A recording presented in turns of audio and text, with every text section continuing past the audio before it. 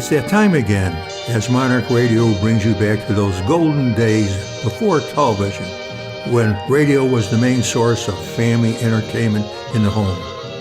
Stay tuned for another one of those drama or comedy episodes from way back when, as performed by the Monarch old-time radio players. The Lives of Harry Lime radio series was produced in England during the 1951 to 1952 season and starred Orson Welles, returning in his role of Harry Lime from the celebrated 1949 film The Third Man.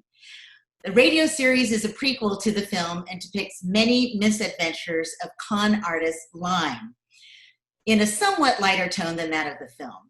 A total of 52 episodes were aired in the United States, while 16 were aired by the BBC. It is now Monarch Radio's pleasure to bring to you one of those episodes, The Dead Candidate, aired on February 15, 1952, as recreated by the Monarch old-time radio players.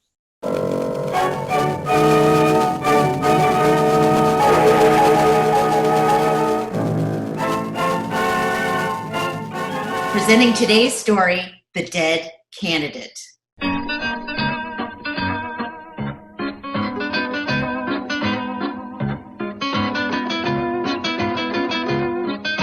The Lives of Harry Lime, the fabulous stories of the immortal character, originally created in the motion picture The Third Man, with zither music by Anton Karas. Here now is a story of power politics and international intrigue. I got mixed up in it because I decided, just for a change of pace, to earn an honest living. Got myself the concession in Millennia for Buzzo. Buzzo being, as you probably know, a popular soft drink, and Millennia being, as you probably don't know, a small island republic in the Mediterranean. The concession I won in a crap game. As it just happened, the dice were loaded in my favor. But the way the things turned out, I'd have been luckier if I'd lost. Stick around and I'll tell you about it.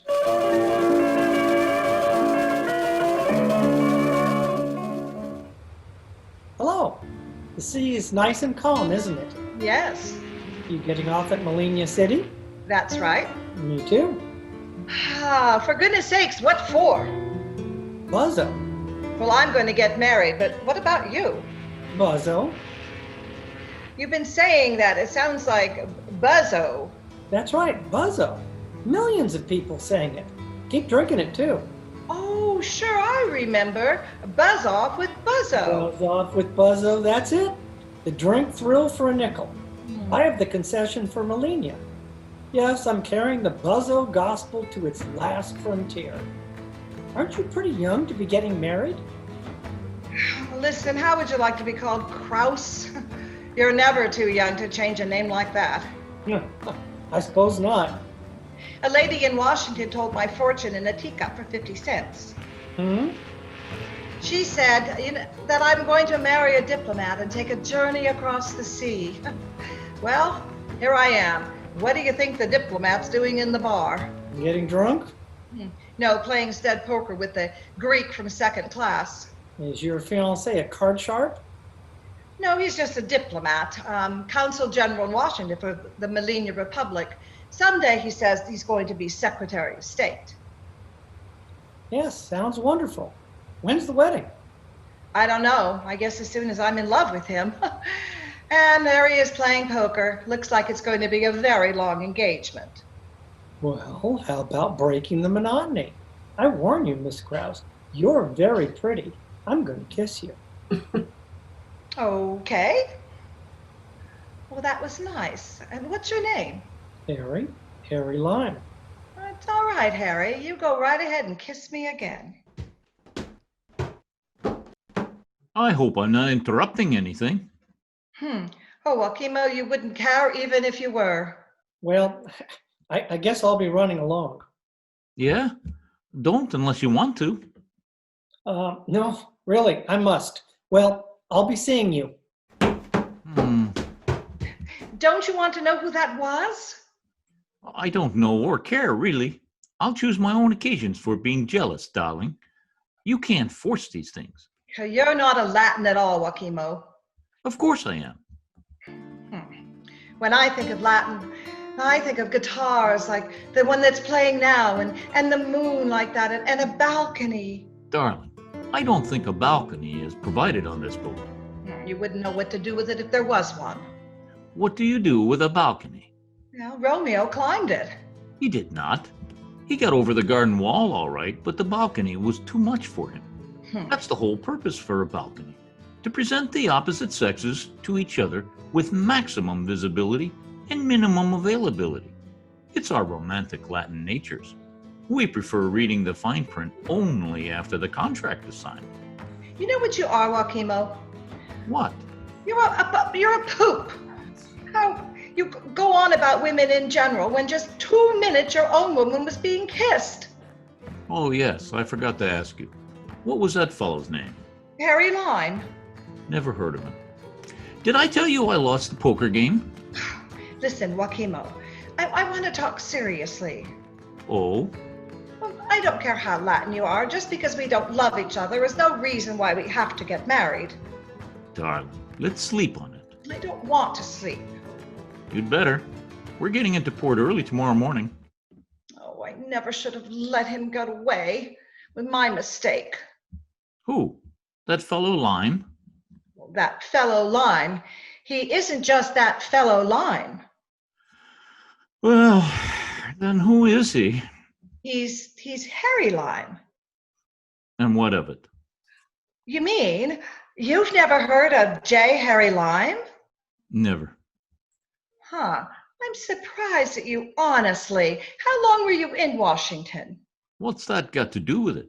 You were the diplomatic representative of your country, and you must be ashamed of yourself. Haven't you any idea why Harry is going to Melania? Why? You don't know? No, I don't. Well, to look things over for the president, that's all. The president of Melania? No, the president of the United States. And what's he got to do with the president? What has Harry J. Lime got to do with the president?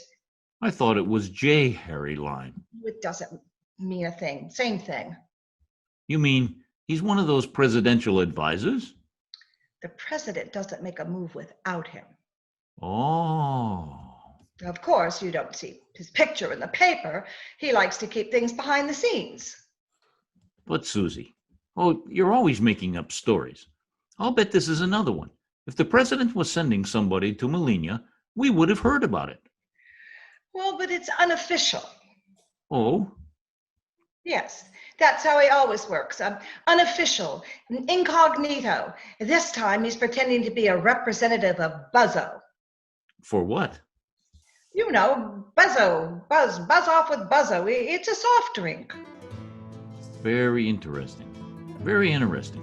I'll tell you what, Susie. If you go down that companionway and then up by the prow, you can see the porpoises. The who?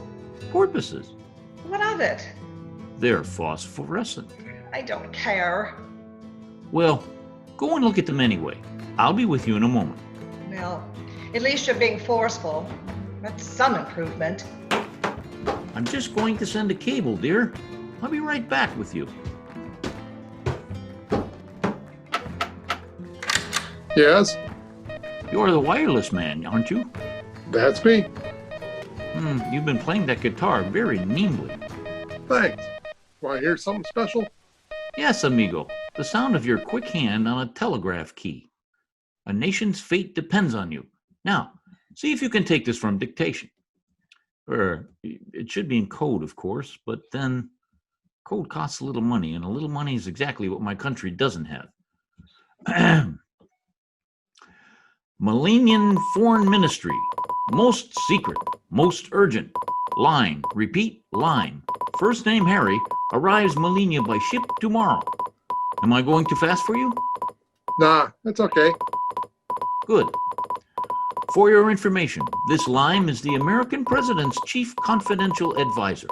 Lime's purpose visiting Melania obvious. Stop. Certain I need not remind you that our repeated attempts to obtain financial aid for Melania from Washington have always been rebuffed due to American prejudice against what they refer to as, quote, dictatorship, unquote, stop. This presidential advisor Lime will be looking for evidence of despotism, comma, brutality, comma, and terrorism in a police state. Need I say that he will not find any such thing? Repeat, Lime will not find any such thing. Yours democratically, Joaquimo. Is that all? Right. Send it straight wire. That'll be $20, mister. My fiance will pay you. Good night. Good morning. Good morning, Harry. Well, we're almost ready to land. Hmm? Have you ever been to Melilla before, Harry? No, I haven't, Susie. I just thought I'd ask. Well, it looks nice from here. All those banners and flags. Must be a holiday, huh? Don't you know what's going on yet? Well, I don't know anything about this place. Well, it's an awful little dictatorship for one thing. Harry, what are you really doing here? What do you mean, really doing? Buzzo, that's what I'm doing. Well, Buzzo. you just keep on saying buzzo. Well, people keep on drinking Buzzo. No, not in Melilla. They drink abomino. It's made out of the rinds of tangerines. Well, the days of Abomino are coming to a close. What's that noise? I think it's the Melilla national anthem. Look, there's a pilot coming out to meet us. Yeah, they got an orchestra on the pilot boat too. They're really going to town. Harry, I'm afraid I've started something. Will you take my advice? Gladly. The first thing you do when you meet the dictator is to get him to sign over that buzzo concession. And now's the time, Harry. Yes, but how do I get to see the dictator? Oh, and he's coming to meet you. Sure, with all his cabinet. Well, that's right, with all his cabinet. You got any money? There's $3 in my purse. Why? Wonderful. You can take me to dinner tonight. Later in the season, when the citizens start buzzing off with Buzzo, I'll take you. But we're all having dinner together. We're all having Joaquimo coming too? Not only Joaquimo, the president's wife, the cabinet, and everybody. By the president, you mean this dictator Admiral, Admiral Cuchillamba and Lolita. Lolita? You know, the famous Lolita. That's Mrs. Cuchibamba? It's Mrs. Dictator. And we're all having dinner at the same table? That's right. You're kidding. Look at those banners on the dock. Here, take my binoculars. Thanks. Read what the banners say. Viva Harry Lime. Ha! That's funny. You know what it looks like? It looks like Viva Harry Lime. That's what it says, all right. Well, I give you my word, that's how it happened. It wasn't my doing at all. Here I was, trying to hustle an honest buck. Here I was going straight. And look what I got into.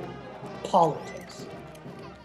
Susie managed to explain the situation to me just before the official greeting committee got on board.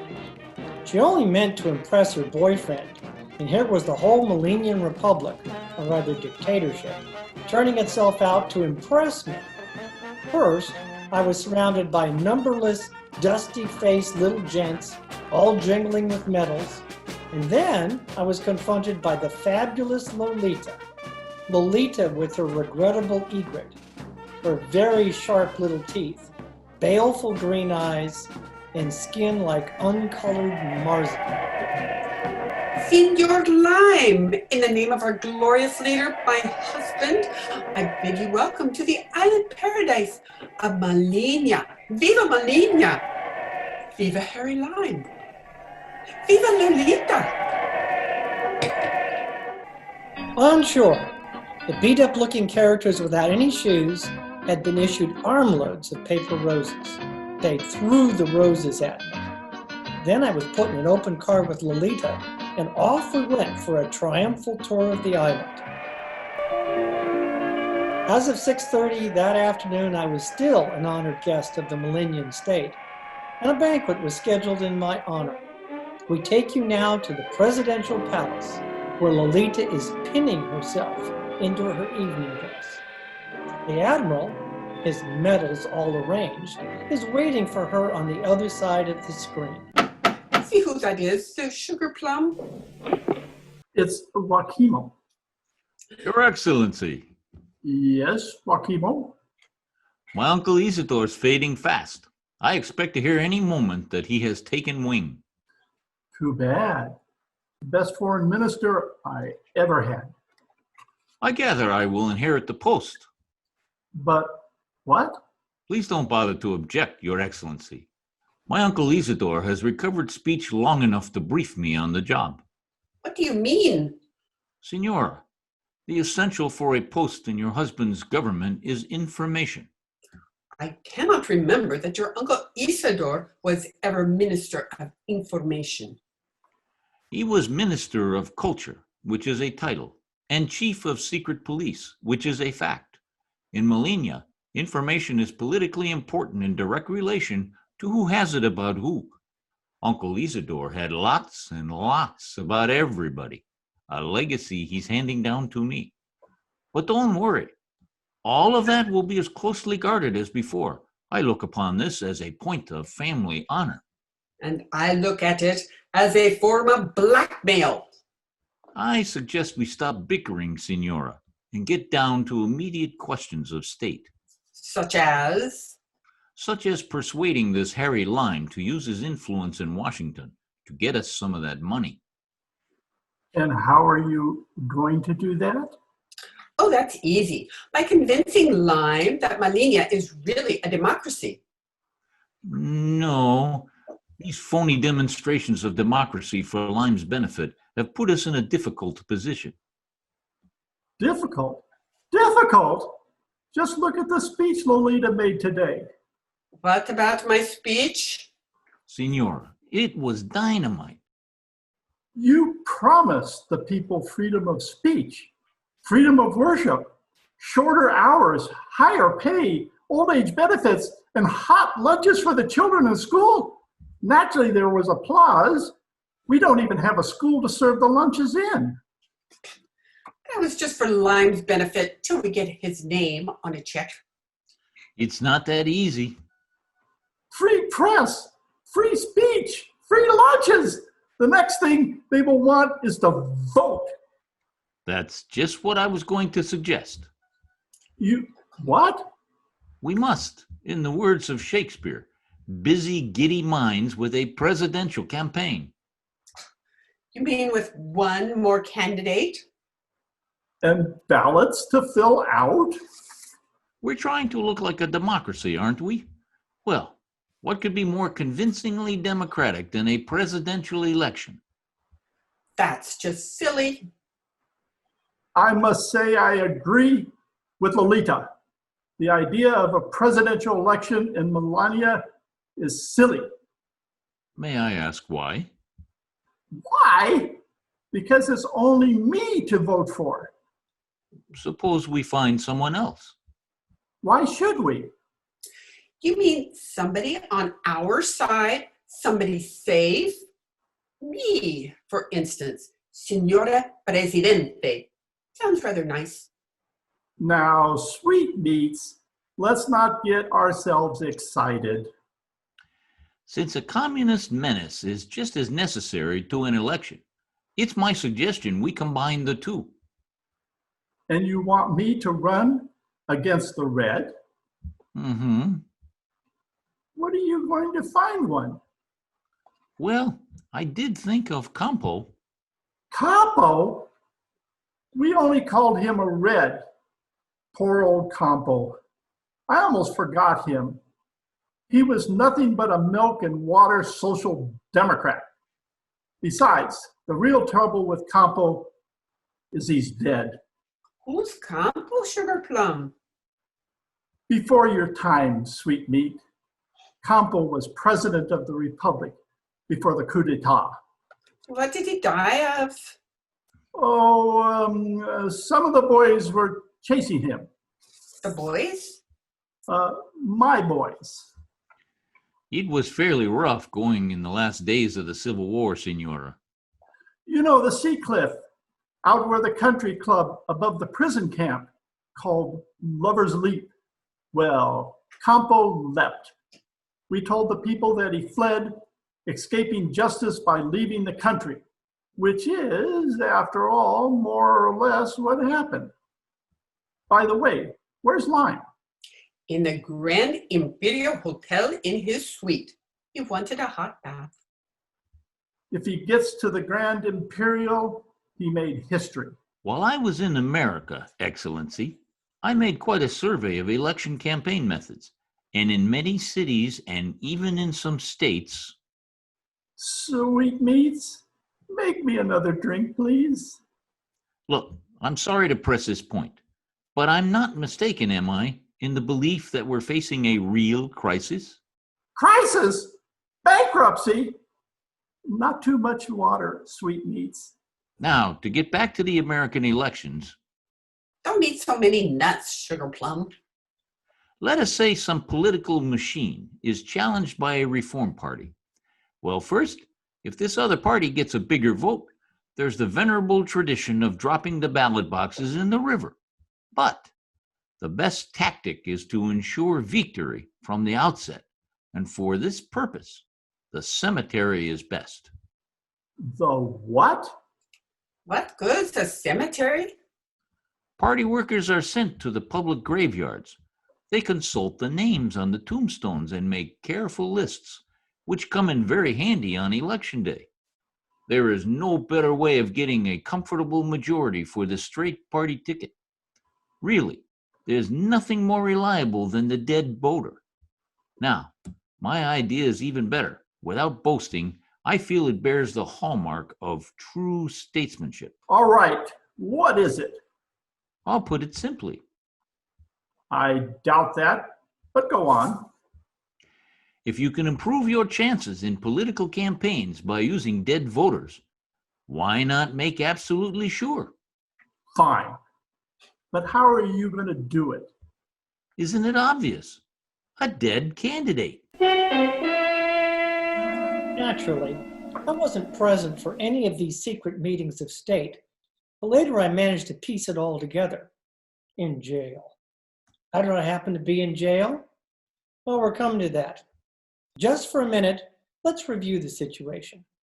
The millennium dictatorship was busy turning itself into a democracy to put it over on Harry Lime, who in turn was putting it over on Melania.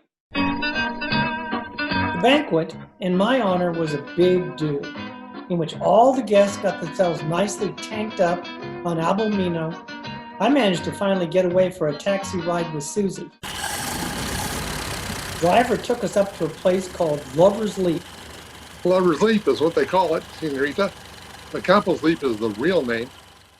Campo? Well, that's the name of the man who's going to run in the election. They told you about it tonight, Harry. Sure they did. But driver, you don't mean to say he jumped in the ocean from here? Senorita, he did not have any choice. But he couldn't have lived. Oh, we have always told ourselves that, Senor. The sardine boat picked him up, and someday I'll come back and deliver Mania from its bondage. But driver, haven't you heard about the election? Oh, maybe the driver wasn't at the banquet. Oh, that's true. Well, driver, they just announced the election tonight. Campo is going to run for president. Too bad. Well, why too bad? Well, you said they were running him for president. Yes. Then he must certainly be dead. Yes, but what happens if they elect him? Elect who? The dead candidate, of course. It's your idea. What happens if this social democrat, Campo, wins the election? Senora, of course he'll win it. How can he if he's dead? That's just what makes it such good politics. We encourage the popular notion that Campo's alive. And since he's not, he's the perfect candidate to run against the admiral. But that means Sugar Plum will be defeated. Yes, the voting public is notoriously ungrateful. But listen to this, Senora. We rig it so Campo apparently announces that infirmity and old age make it inadvisable for him to return from exile. I should think so. The man's dead. Meanwhile, up on Campo's Leap, the Millennium moon was going full force. Harry, Yes, Susie. come closer. Closer? No, now keep your Yeah. head. I want to get a look at you. Senorita, you've noticed it as well. Driver, you're a very nice driver, I'm sure, but I wish you'd just go away. No, senor, no. You will be needing me to drive you to the hospital. Hospital? It's true. You're coming out in spots, isn't he, driver? Yes, and just wait till you see him tomorrow morning. Spots? What kind of spots? Melina and measles, senor. There'll be 3 weeks at least, senor, in quarantine. Oh, Millennium measles. That's what I had to thank for missing the better part of the history-making Millennium election campaign. However, Susie, who came daily to push fresh fruit through the bars of the pest house, kept me pretty closely informed. Come in, come in. Is this your office, Joaquimo? Yes, excuse the shirt sleeves, but we're awfully busy in here. With all those titles on the door? Yes, I'm now acting Minister of Culture. Have a drink. Chief of Secret Police and the Admiral's campaign manager. Here you are. Oh, thanks, Joaquimo. Why, this is Buzzo. Certainly it's Buzzo. The stuff is sweeping Abumino right off the market. Now, tell me all about Campo. Campo's doing almost as well. And Friezo? Friezo? Never heard of him. No, besides the Admiral, Campo's the only candidate. Friezo isn't a candidate, it's a drink. You mean like Buzzo? Well, Friezo is better than Buzzo, really, if you ask me. I didn't. Lime gave me a nice percentage of the Buzzo concession, and there's no need for competition. Competition is democracy. Exactly. Here, let me read you Campo's dying words. I just wrote them. Beloved fellow countrymen. You see, we thought we'd best let him die officially on the election eve. More dramatic that way, and a whole lot safer. Come in, come in. Hello, it's me. Keep your distance. You're in quarantine. Well, not anymore. I sawed out the bars with my nail file. Besides, my spots are fading. Aren't they, Susie? Well, a little. Here, they're not. There's such a lot of them, aren't there? Joaquimo, I came here to make a confession. I'm sorry, we haven't got time for that now. No, this election has gone far enough. Oh, you mean you got instructions from Washington? No, I don't ever get any instructions from Washington. No? This was Susie's idea, Joaquimo. She just made up one of her little stories. You know how. I haven't got time. Wait a minute. What are you trying to tell me? You are not the president's right-hand man? Correct. You're under arrest. Arrest? For what? Suspicion of being an American spy. Take him away. En route to the Hooskow, my little escort party and I encountered a new visitor to the island, a dapper and ambassadorial sort of character with a crew cut. Look here, are you an American? I am, yes. Oh, thank heaven. Maybe you can get me out of this. My name is Lime. Lime? Did you say Lime? Yes, Lime. Not Lime of Buzzo. Well, yes. I am Jones of Friezo. Good day, sir. Look, get me the newspaper. Get me the newspaper on the phone. Quiet now, everybody. Quiet. Let's keep our heads. Hello? Hello? Is this the editor's office? Quiet. Here's your headline for tomorrow. Fraud at polls discovered. Martial law declared. That's right. Call out the guards. Close all the bars and billiard halls. Shut off the telephones. Wait. I can improve that headline. Quiet! Never mind the newspapers. Send the boys out to burn up the ballot boxes. Too late, too late. What do you mean, too late? Too late, too late. It doesn't matter if Campo's elected. Yes, but it does matter if he's alive. Alive? Campo alive? You mean Campo isn't dead after all? Certainly isn't. He's been in America all this time working for Friezo.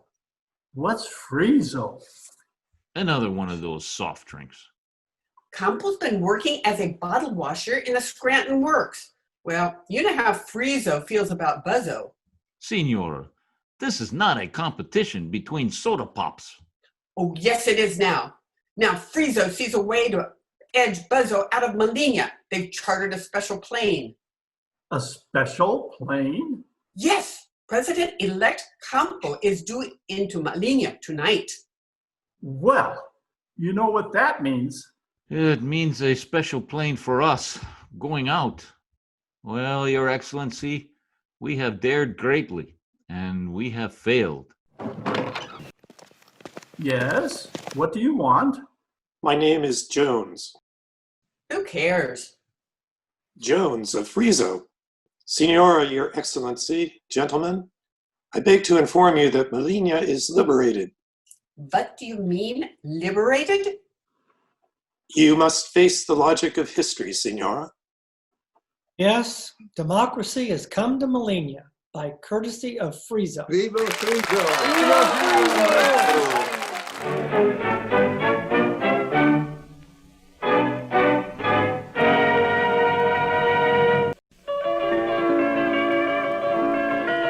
Included in the liberation, I'm glad to say, was one slightly spotted jailbird by the name of Harry Lime. I was also included on the passenger list of the outgoing plane. And there you have it, the inside dope on the birth of a nation. I'll never go straight again.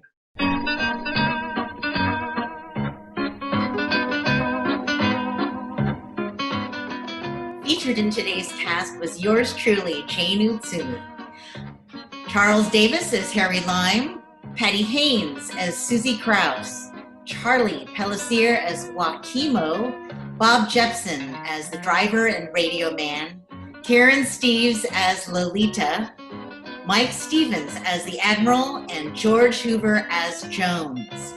Due to the current shelter in place, our recreation of the Lives of Harry Lime episode was conducted remotely, where each cast member were located in their respective homes.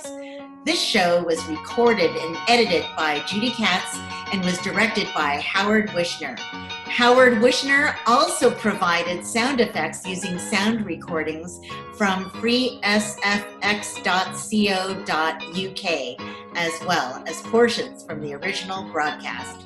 Casting and script selection was provided by Maureen Wishner.